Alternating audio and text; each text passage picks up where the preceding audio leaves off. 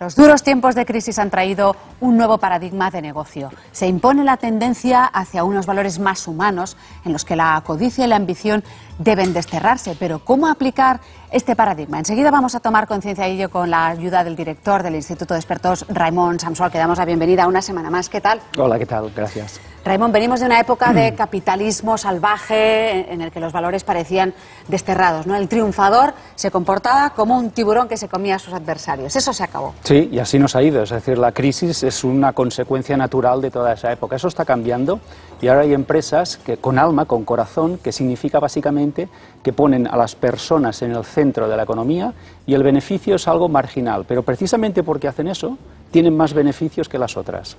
O sea, ¿eso es el alma? El alma es tener una misión, un propósito, un significado, es moverse con ética y tener valores. Hablamos de esos valores, si te parece, pasamos a la pizarra, porque de entrada vamos a definir también en qué consisten los valores rentables. Sí, ¿de acuerdo? ¿Qué consideras valores rentables? Lo que decía ahora, los valores salen a cuenta, es decir, no se trata de ser bueno, sino de hacer negocios. Y nos hemos dado cuenta que cuando somos empresarios con valores, los negocios funcionan mucho mejor. ¿Cuáles son estos valores emergentes en esta nueva era? Bueno, pues el significado, es decir, un negocio en sí, una empresa, tiene que tener un significado. Pasamos ya de la ambición al significado y precisamente porque lo hacemos, esos negocios duran más tiempo, ganan más dinero, gustan a la gente, gustan a los empleados, gustan a la bolsa valora empresas con significado y la conclusión sería trabajar o crear una empresa solo para ganar dinero no tiene ningún sentido. O sea, el significado no es ganar dinero, sino lo que estamos diciendo. Sí. Otros aspectos, por ejemplo. Este sería el objetivo de cualquier negocio, de cualquier empresa, servir. El objetivo de cualquier negocio es servir. ¿A quién? Al mercado, a sus clientes. Si lo hace bien, le irá muy bien. Pero antes de servirse a sí misma, la empresa lo que tiene que hacer es servir a los demás. Y cuando lo hace, eso tiene un retorno en beneficio. Así que estamos en la economía de ayudar a los demás. La cooperación. Entonces. La cooperación, que es totalmente contrario a la competición en la que hemos vivido hasta ahora. Todo lo que sea cooperar, colaborar, la compasión, la conexión, todo lo que sea ayudarse entre negocios, hará que los negocios prosperen mucho más rápidamente, porque no tienen que perder tiempo y energía peleándose con lo que antes llamábamos competencia. ¿Y la sostenibilidad? Bueno, la sostenibilidad es, los negocios no pueden dejar el planeta peor de lo que lo encontraron, tienen que dejarlo o igual o mejor, y entonces tenemos que entrar en esa nueva economía en la que primero es las personas, luego el planeta y luego los beneficios. Pero los negocios tienen que ser sostenibles para que perduren el tiempo. Y cuando decimos que son valores rentables, nos referimos a que funcionan, o sea, que cotizan al alza, como decías, ¿no? No estamos hablando de espíritu, no estamos hablando de inmateriales, no. No, las bolsas valoran esto porque saben que las empresas que no observan esto acabarán en un juzgado o acabarán quebrando, y entonces las bolsas ya descuentan en el valor las empresas que tienen estas características. Y además se ha demostrado que obviamente hay algunas que no funcionan nada bien y que rompen las normas, y son las que acaban en el juzgado, y sin embargo las otras que no hacen ruido, que no salen en la tele quizá, pero son las que perduran y ganan mucho dinero. Vamos con otra cuestión. Como líder de emprendedores, ¿has estudiado realmente cómo debe ser la conciencia aplicada al mundo de la empresa? Que también está un poco en la línea de lo que nos estabas contando, ¿no? ¿Cómo son las empresas con conciencia junto con lo que nos contabas antes?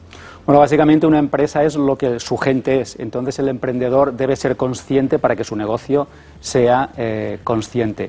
Pero básicamente estamos en un rol nuevo de una persona que se trabaja a sí misma, que es consciente y que vive los negocios de otra forma, vive por servir, por ayudar, y como lo hace, le va muy bien. Hay ejemplos de negocios que no lo han hecho, por ejemplo, Enron quebró directamente porque falseó las cuentas, o empresas como por ejemplo Shell contaminó y fue castigada por el mercado también.